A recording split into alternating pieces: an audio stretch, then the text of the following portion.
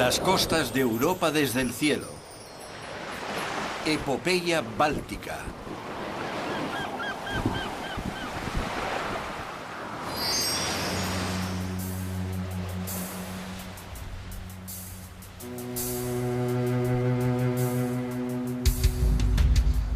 Llegaremos a la ciudad alemana de Hamburgo desde el norte de los países bálticos.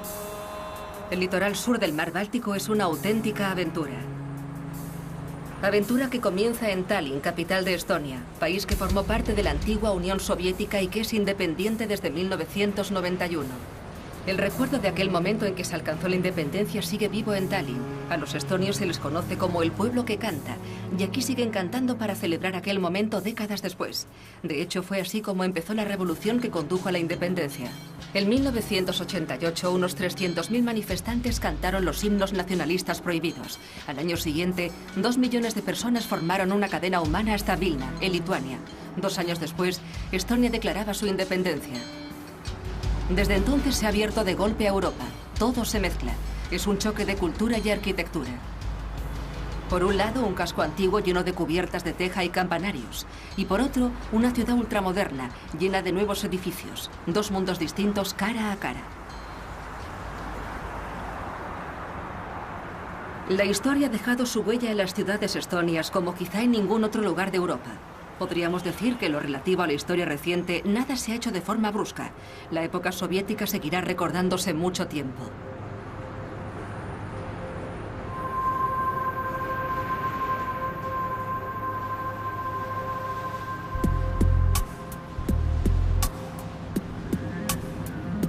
Partimos hacia el oeste.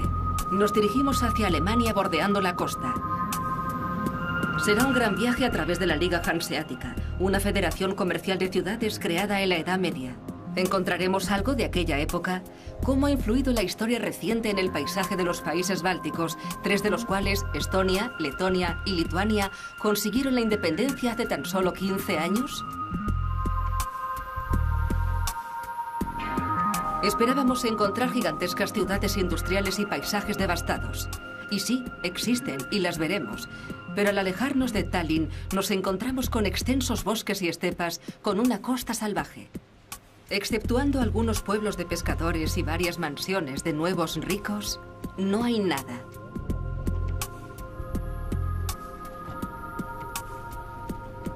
A día de hoy, el Báltico es uno de los mares más contaminados del mundo. Está casi muerto debido a la escasa renovación de aguas y, sobre todo, a la contaminación masiva de una industria pesada cuya infraestructura data de la época soviética. La historia de los países bálticos es la historia de países jóvenes dispuestos a cambiar rápidamente de forma radical, y ese dinamismo abre la puerta a soluciones venideras.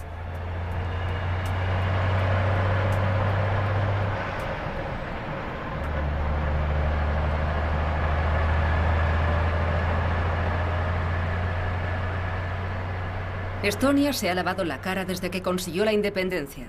Un ejemplo es la ciudad de Pärnu, en el Golfo de Livonia. En la época de la Guerra Fría estaba prohibido sobrevolar esta zona. En la base militar había permanentemente 2 cazas armados con los pilotos en las cabinas las 24 horas, listos para despegar.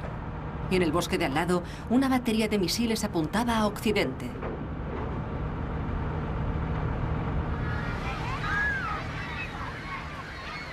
Hoy en día, Pärnu es una ciudad turística muy conocida que triplica su población en época estival.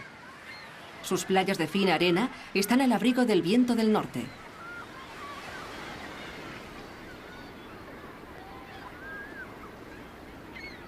La playa está a rebosar. En fin de semana puede acoger a 25.000 personas llegadas de todos los países, incluso de Rusia y Finlandia.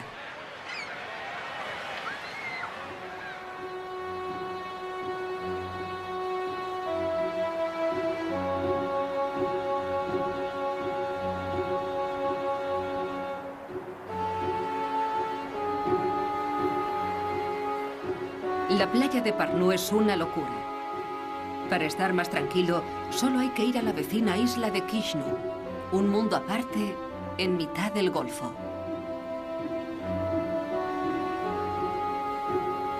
Allí viven unos cuantos pescadores. Rastrean las aguas en busca de los escasos peces de la zona.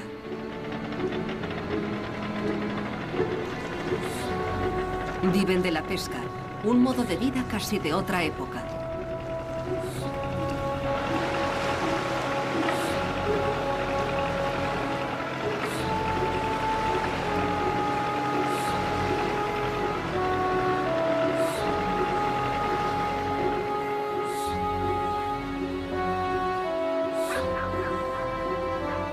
El bosque no acaba nunca. Dejamos el golfo para irnos a Riga. Echemos un vistazo al mapa para repasar nuestras nociones de geografía. Sí, desde el norte el segundo país báltico es Letonia.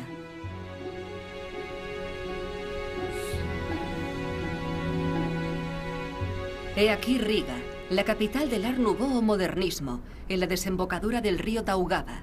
El centro histórico, en la ribera derecha del río, es la imagen perfecta para cualquier postal y ha sido declarado Patrimonio de la Humanidad. Pero Riga representa también al este posmoderno y es la mejor de sus caricaturas. Representa el choque entre los vestigios de la era soviética y lo peor que el resto de Europa puede exportar. Hoy día es la ciudad más caliente de los países bálticos. Muchos vienen aquí a reencontrar la libertad perdida, en otras palabras, a hacer turismo sexual. Numerosos finlandeses, suecos y rusos con ganas de marcha vienen a dejarse el sueldo dentro de la lencería de las bailarinas de los clubes de alterne.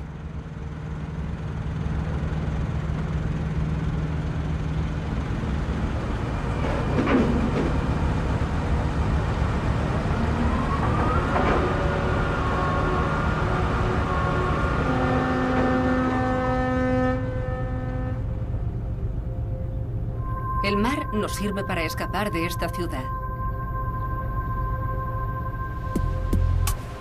La mañana se presenta un poco nubosa en Jurmala, el destino de playa de Riga.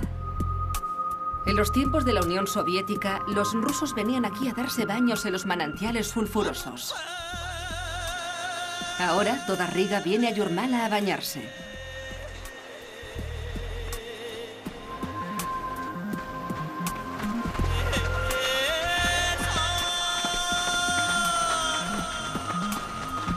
Al alejarnos, la costa letona se presenta como una playa desértica que se extiende a lo largo de cientos de kilómetros.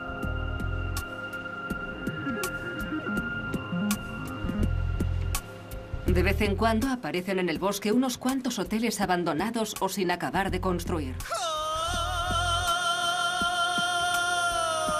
Son gigantescos esqueletos de hormigón que datan de la época soviética anterior a la independencia. Ahora la vegetación los ha hecho suyos.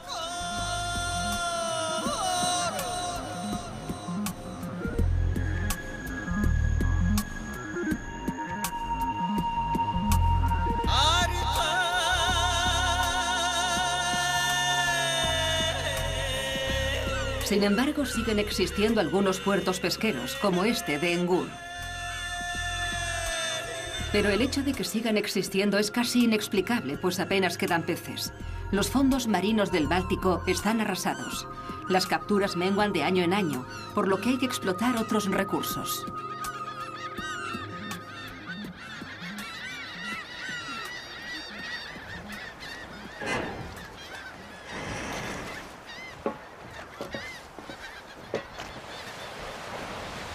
La nueva riqueza la proporcionan los bosques. Son inmensas extensiones de vegetación que cubren casi la mitad del país.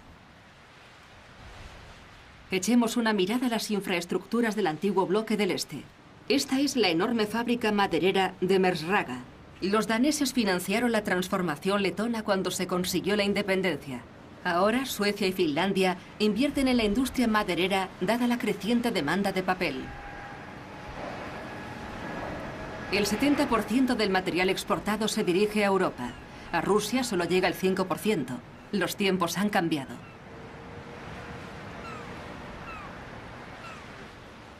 Para dar salida a la madera y a los minerales, hace falta un puerto que no esté rodeado de hielo en ningún momento del año. He aquí ese puerto, Ventspils. Se encuentra a 60 kilómetros al oeste de Riga.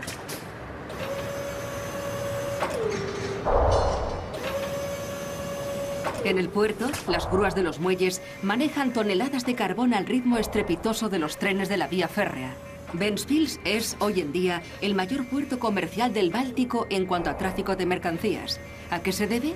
Al petróleo y al carbón. Suecia ha reducido su capacidad nuclear porque contamina demasiado, pero necesita energía. Para ello cada vez importa más carbón proveniente de los países bálticos. No es que sea de gran ayuda para el efecto invernadero, aunque a estos pequeños países les viene muy bien. El mapa indica una ciudad más al sur. Seguimos la interminable línea de costa hasta llegar a Liepāja, a 200 kilómetros al oeste de Riga. Es la última ciudad antes de la siguiente frontera.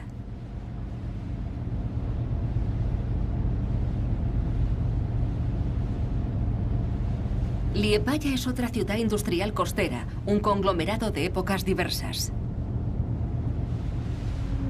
Como ejemplo, su catedral ortodoxa de San Nicolás, perdida en medio de un mar de bloques de viviendas de la época estalinista. Es una auténtica lección de geografía e historia. El puerto de Liepāja en el mar Báltico fue muy importante para los rusos, ya que era el principal punto del que partían los emigrantes hacia Estados Unidos. También es la ciudad donde nació el movimiento independentista letón, que ganó fuerza en los astilleros navales.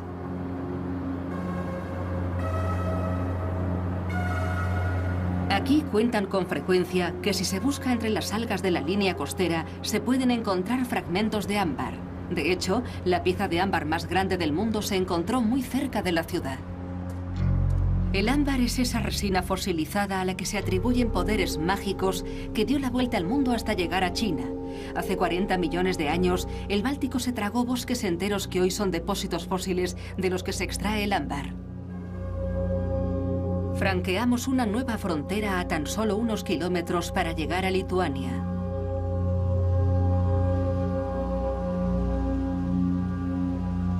Lituania es el tercer país báltico que visitamos desde que partimos de Tallinn.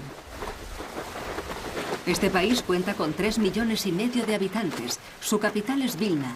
Es el más habitado, el más turístico y el mayor de los países que fueron antiguos estados bálticos de la Unión Soviética.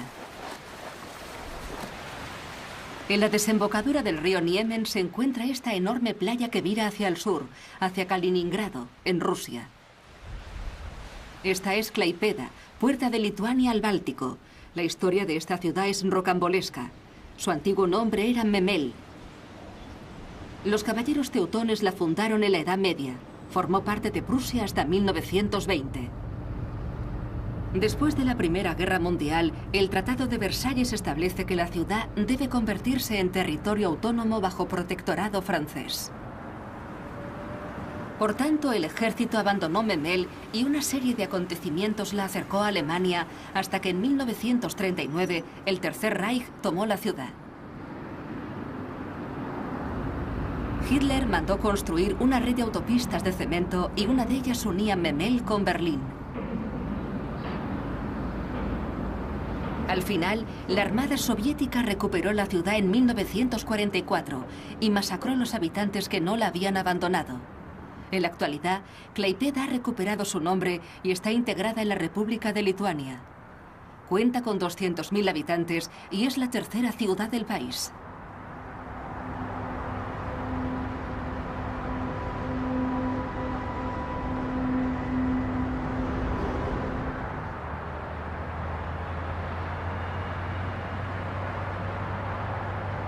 Lejos quedan los tiempos en que los caballeros teutones la fundaron. Su capital era Malbork, en Polonia.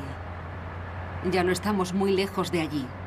Vamos a dar un rodeo hacia el interior para visitar un castillo inmenso situado junto al río Nogat. Nos dirigimos al sudoeste, hacia Polonia.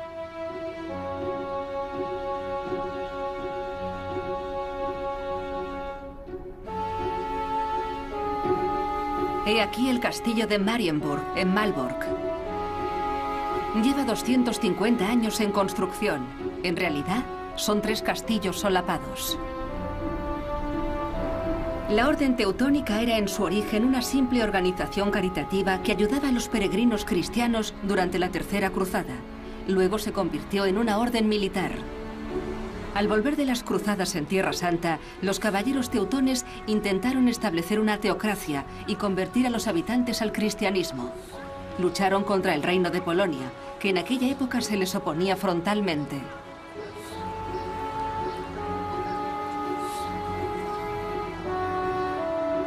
Dejamos Malbork para ir al noroeste, donde pronto aparecen las fábricas de la ciudad de Gdansk. En pocos kilómetros cambiamos de decorado y de conflicto bélico. Situada en la desembocadura del Vístula, Gdansk fue un punto estratégico para Polonia. Aquí, la Segunda Guerra Mundial dio un giro cuando Alemania decidió atacar la ciudad, entonces llamada Danzig, para crear el famoso corredor polaco, lo que implicaba la expansión del Tercer Reich por el Báltico. Ya más reciente en el tiempo, nos viene la imagen del bigote más famoso de esta zona, el de Lech Walesa. Hay que buscar durante un buen rato entre los imponentes edificios para encontrar el monumento a los obreros muertos durante los violentos enfrentamientos que llevaron a la creación del primer sindicato independiente del bloque soviético, Solidaridad. El monumento está en mitad de los astilleros Lenin, auténtico símbolo de la Polonia moderna. Aquí vio su final medio siglo de comunismo soviético.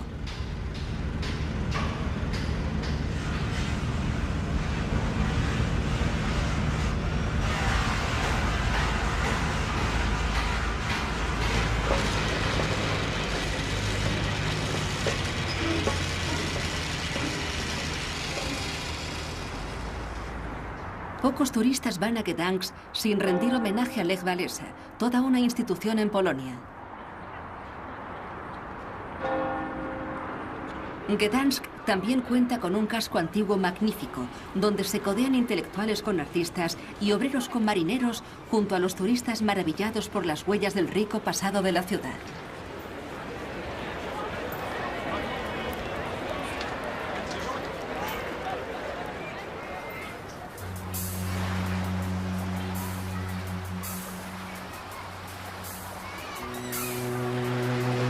La costa polaca reluce bajo la luz de un día de verano sin fin.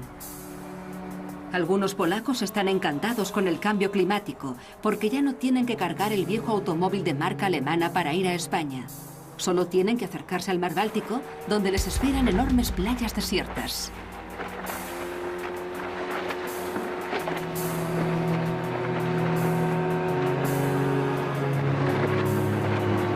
Aunque la calidad del agua es dudosa, ya que está contaminada por los residuos de los grandes complejos industriales. Además, los ríos que desembocan aquí vierten las aguas interiores cargadas de productos agrícolas de la industria del cereal de Polonia y Rusia. Puede que yendo al oeste, acercándonos a Alemania, el litoral esté en mejor estado, aunque no es seguro. En el pequeño pueblo de Darlovo quedan unos cuantos pescadores que salen a alta mar para pescar por la noche. Sin embargo, hoy en día el mejor negocio es el de los barcos que llevan a los turistas polacos a dar una vuelta por alta mar antes de volver para divertirse por la noche en las discotecas de los campings.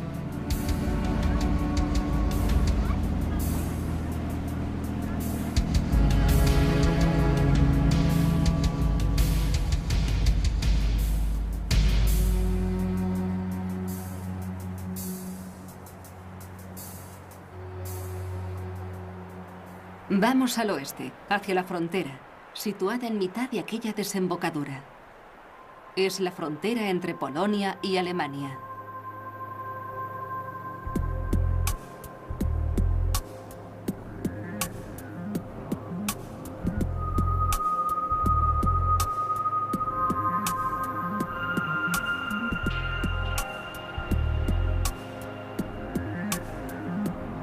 He aquí Alemania. Aquí también hay playas inmensas. Tenían reputación de estar bastante sucias y de carecer de infraestructuras. Era una discusión entre alemanes y polacos, pero la reunificación alemana solucionó el problema. Cada vez acude más gente a ellas, sobre todo estos últimos años, debido a las olas de calor.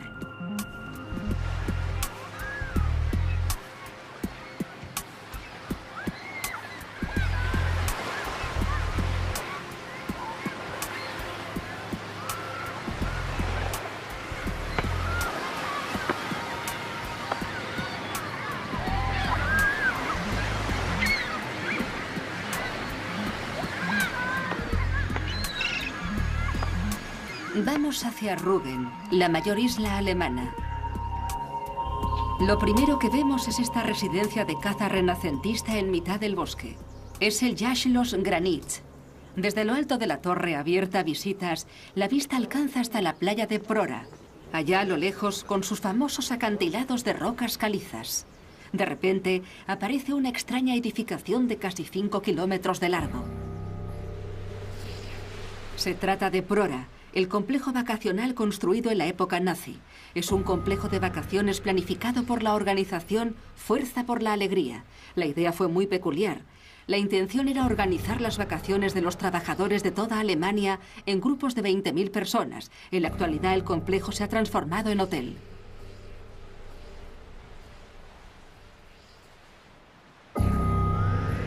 Tras la reunificación alemana, la isla de Rügen ha sido objeto de grandes inversiones. De esa forma se ha convertido en un destino vacacional muy apreciado por todos los alemanes. Cambiamos de escenario. En la zona norte de la isla de Rügen se encuentran los acantilados de rocas cretáceas del Parque Nacional de Jasmund, 3.000 hectáreas de naturaleza virgen. En su bosque de abedules anidan muchas especies de golondrinas y un tipo de águila pescadora muy poco común.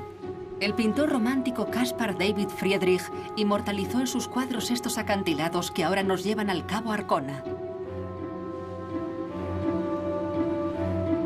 Seguimos la pista de algunas leyendas. Historias de tesoros escondidos por el pirata Stortebeker en estos bosques.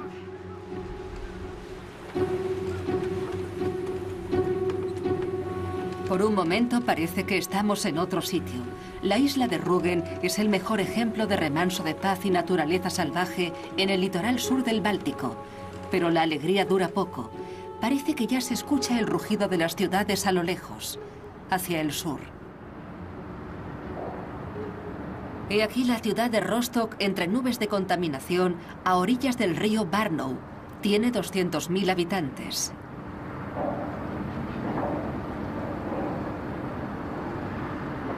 En la Edad Media, Rostock era una de las ciudades más ricas de la Liga Hanseática. Más tarde, a mediados del siglo XIX, la industrialización le dio un nuevo impulso. Desde Rostock se botó el primer barco de vapor alemán con hélices. Y aquí comenzó, en los años 20, la construcción del primer avión a reacción del mundo. Durante la Segunda Guerra Mundial, el centro de la ciudad sufrió duros bombardeos aliados. Hubo que reconstruirlo entero. Rostock sigue siendo hoy día uno de los puertos más importantes del Báltico, aunque está claro que no es tan grande como el de Hamburgo. Este inmenso portacontenedores nos indica la ruta a seguir remontando el Elba.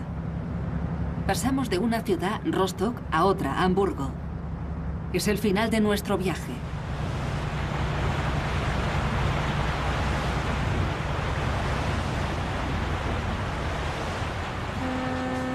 Hamburgo, la puerta al mundo, es una activa metrópolis comercial y cultural de casi 2 millones de habitantes, lo que la hace la segunda ciudad más grande de Alemania y es 7 veces más extensa que París. Es una ciudad orgullosa de su puerto con una historia apasionante. En la época de la Liga Hanseática, Hamburgo se convirtió en el mayor puerto del Mar del Norte. Servía de plataforma logística para el comercio de cereales, la industria textil, las pieles, los ahumados, las especias, la madera y los metales pesados. Tras el descubrimiento de América y la apertura de la vía marítima hacia Asia, Hamburgo se convirtió en uno de los puertos más importantes de Europa. En el siglo XIX ya necesitaban una ampliación de las instalaciones portuarias y los almacenes. Por esa razón, se construyó un complejo logístico que la convirtió en uno de los grandes centros de almacenaje del mundo. Cruzamos ya el canal que une el mar Báltico con el mar del Norte. Es una segunda salida a mar abierto para los países bálticos. En la actualidad, Hamburgo sigue siendo un punto de referencia del comercio internacional. Los habitantes de la ciudad hacen gala de su espíritu comercial a través de las nuevas construcciones. Los que un día fueran los almacenes de café, cacao, especias y tejidos más grandes del mundo son hoy en día nuevos y distinguidos barrios. Los tiempos cambian y la economía también. Hemos ido de Tallinn en Estonia a Hamburgo en Alemania, pasando por Letonia, Lituania y Polonia y recorriendo más de 5.000 kilómetros de costas. Nuestro paseo por el Báltico termina aquí. Descendemos el Elba de nuevo para llegar al Mar del Norte y emprender otros viajes.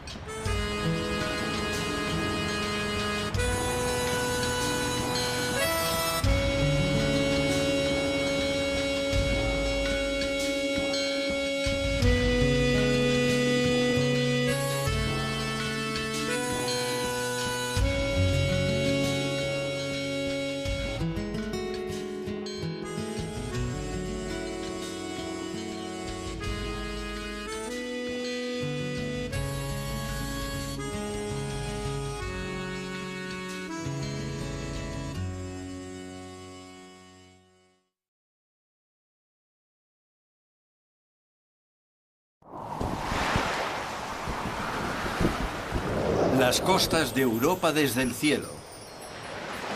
Epopeya báltica.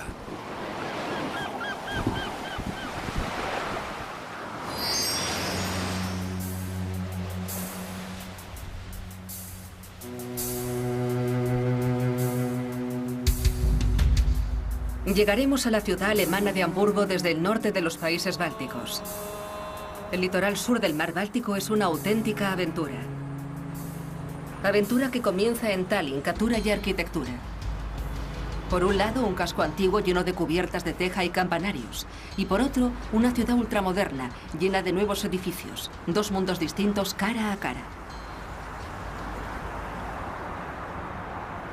La historia ha dejado su huella en las ciudades estonias como quizá en ningún otro lugar de Europa. Podríamos decir que en lo relativo a la historia reciente, nada se ha hecho de forma brusca. La época soviética seguirá recordándose mucho tiempo.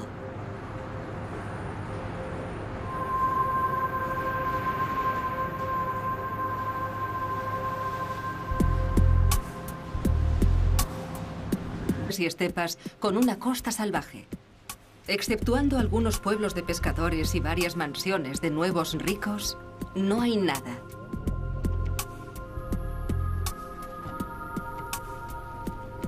A día de hoy, el Báltico es uno de los mares más contaminados del mundo. Está casi muerto debido a la escasa renovación de aguas y, sobre todo, a la contaminación masiva de una industria pesada cuya infraestructura data de la época soviética. La historia de los países bálticos es la historia de países jóvenes dispuestos a cambiar rápidamente de forma radical, y ese dinamismo abre la puerta a soluciones venideras. Partimos hacia el oeste. Nos dirigimos hacia Alemania bordeando la costa. Será un gran viaje a través de la Liga Hanseática, una federación comercial de ciudades creada en la Edad Media. Encontraremos algo de aquella época, cómo ha influido la historia reciente en el paisaje de los países bálticos, tres de los cuales, Estonia, Letonia y Lituania, consiguieron la independencia hace tan solo 15 años.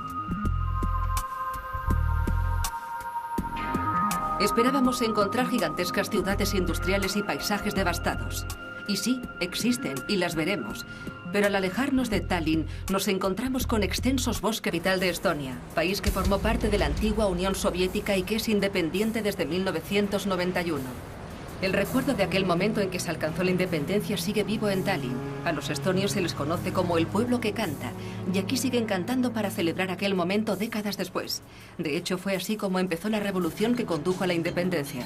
En 1988, unos 300.000 manifestantes cantaron los himnos nacionalistas prohibidos. Al año siguiente, 2 millones de personas formaron una cadena humana hasta Vilna, en Lituania. 2 años después, Estonia declaraba su independencia. Desde entonces se ha abierto de golpe a Europa. Todo se mezcla. Es un choque de culturas.